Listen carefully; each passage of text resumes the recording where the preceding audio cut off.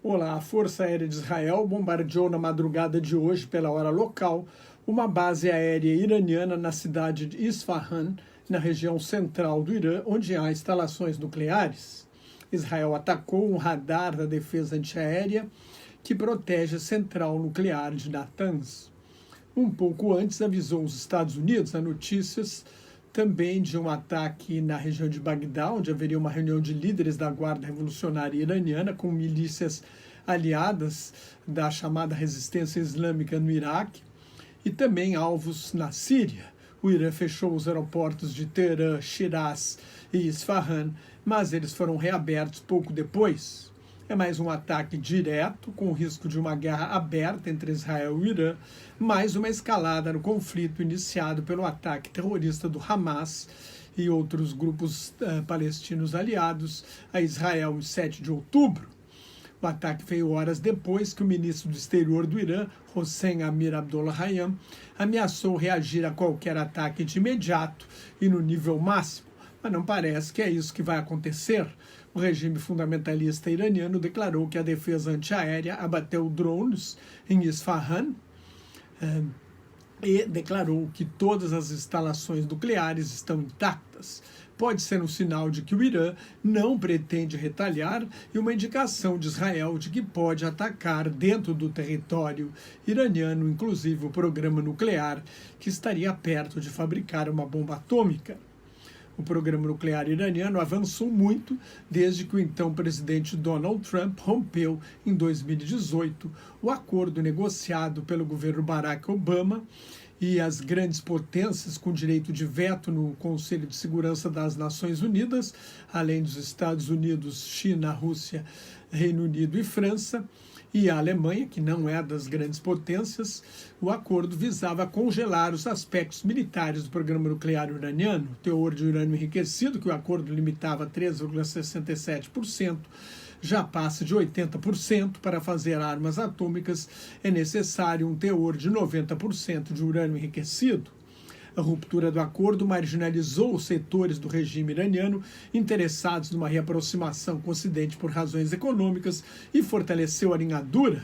Com os ataques de Israel, a ditadura teocrática deve se empenhar mais ainda em fazer a bomba, se é que ainda não tomou esta decisão. Em 1º de abril, Israel bombardeou o consulado iraniano em Damasco, na Síria, e matou 16 pessoas, entre elas 7 membros da Guarda Revolucionária Iraniana, inclusive 4 generais. Um deles, o general Mohammad Reza Saredi, era o comandante da Força Quds, o braço da Guarda Revolucionária Iraniana para ações no exterior.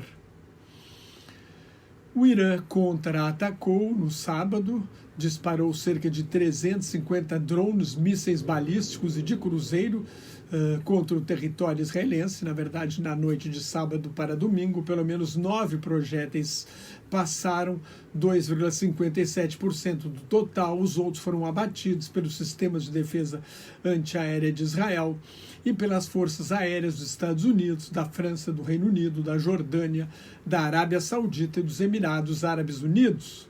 Foi a primeira vez que o Irã atacou diretamente o território israelense.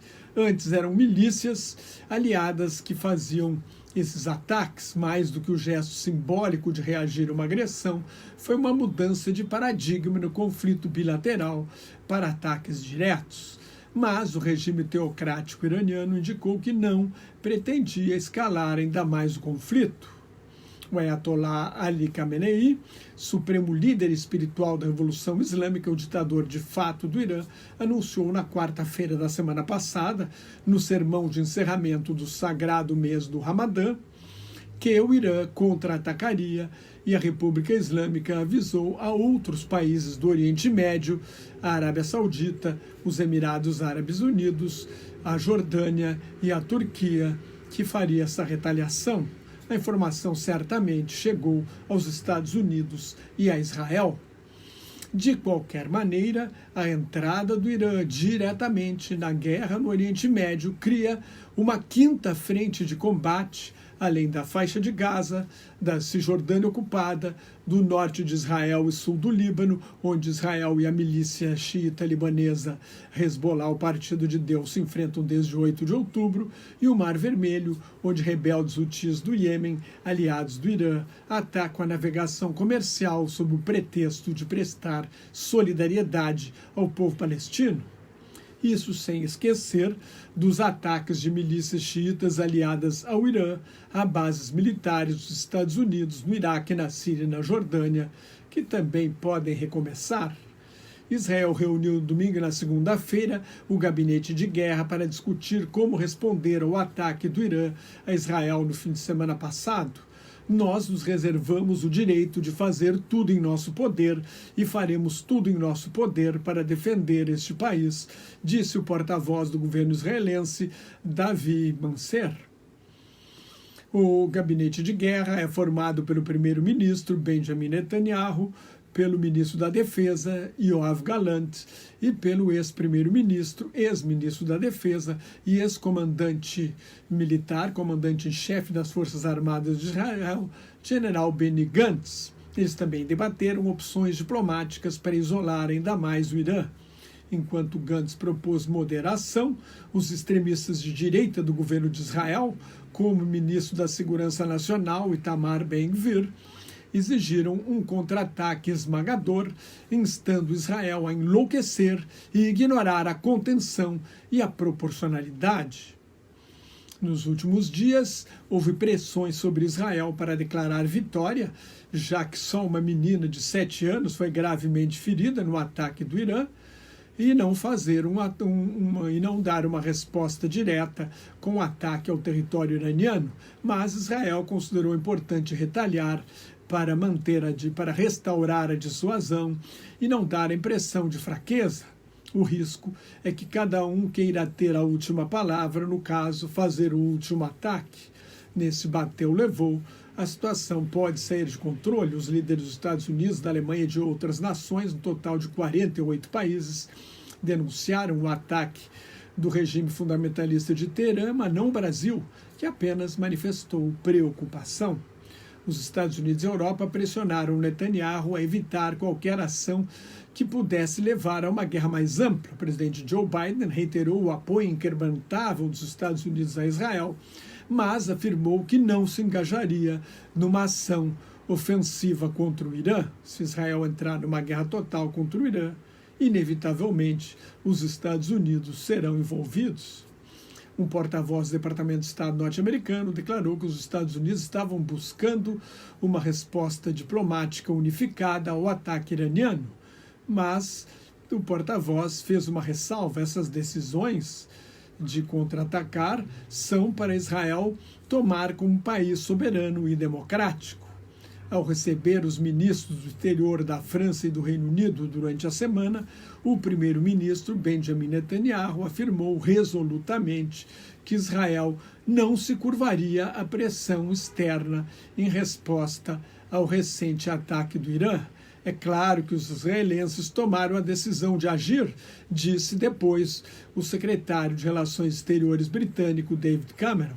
Esperamos que façam isso de maneira a evitar uma escalada.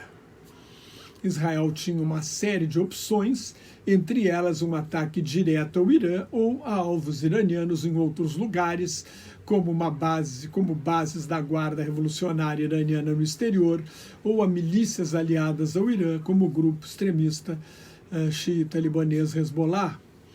As autoridades israelenses também consideraram a possibilidade de ataques cibernéticos ou assassinatos seletivos a líderes iranianos. O Irã prometeu uma reação dura a qualquer ataque israelense. Nos últimos anos, o Irã fortaleceu suas defesas com a compra de armas russas, parte de uma aliança estratégica forjada pela invasão da Ucrânia por ordem do ditador russo Vladimir Putin em 2022, onde a Rússia está usando intensivamente drones fabricados pelo Irã. Se a guerra entre Israel e o movimento de resistência islâmica, o Hamas, ressuscitou a discussão sobre um acordo de paz definitivo entre árabes e israelenses, com a criação de um Estado palestino e o reconhecimento de Israel pela Arábia Saudita, não existe nem de longe a mesma esperança de uma solução diplomática para o conflito entre Israel e a República Islâmica do Irã. E eu falo República Islâmica porque esse conflito é fruto da Revolução Islâmica de 1979 no Irã. Antes, o regime do Shah Reza Pahlavi, um aliado do Ocidente durante a Guerra Fria, era o regime do Shah. No tempo do Shah, o Irã e Israel tinham boas relações, o Irã recebia mais ajuda militar dos Estados Unidos do que Israel. Enquanto esta ditadura teocrática estiver no poder, o conflito com Israel tende a continuar. O conflito entre Irã e os Estados Unidos tem origem no golpe de Estado que derrubou em 1953 o primeiro-ministro Mohammad Mossadegh, eleito democraticamente. Mossadegh, um nacionalista de esquerda, caiu depois de estatizar a companhia de petróleo Anglo-American Oil no primeiro golpe de Estado articulado pela CIA, a Agência Central de Inteligência dos Estados Unidos, durante a Guerra Fria. O ataque iraniano deu uma oportunidade aos países árabes para se reengajar com Israel. A participação da Jordânia, da Arábia Saudita e dos Emirados Árabes Unidos na defesa de Israel mostrou a ditadura dos ayatolás, que é considerada a grande ameaça, o maior inimigo na região. Mas isso não significa que vai haver um avanço nas relações. O Irã vai continuar a liderar o chamado eixo de resistência contra os Estados Unidos e Israel, a fornecer armas e inteligência para milícias aliadas e se envolver em ataques contra alvos israelenses em todo o Oriente Médio, como um ataque ao que chamou de uma célula do serviço de espionagem israelense Mossad em Erbil, na região autônoma curda no Iraque, no Kurdistão iraquiano, e talvez até em outras partes do mundo, em ações terroristas. Israel vai continuar atacando alvos iranianos em países como o Líbano e a Síria. Se atacar logo, a ação será vista como uma continuação da resposta ao ataque iraniano do sábado passado, o que vai forçar o Irã a uma nova retaliação. O início de uma guerra, que já era muito alto, fica ainda maior. Se você gostou, assine meu canal no YouTube, leia meu blog Globalização em Crise, me siga no Twitter, no Instagram, no Thread, no LinkedIn e no Facebook, onde colaboro com o Grupo Quarentena News. Muito obrigado pela sua atenção. Até mais. Tchau.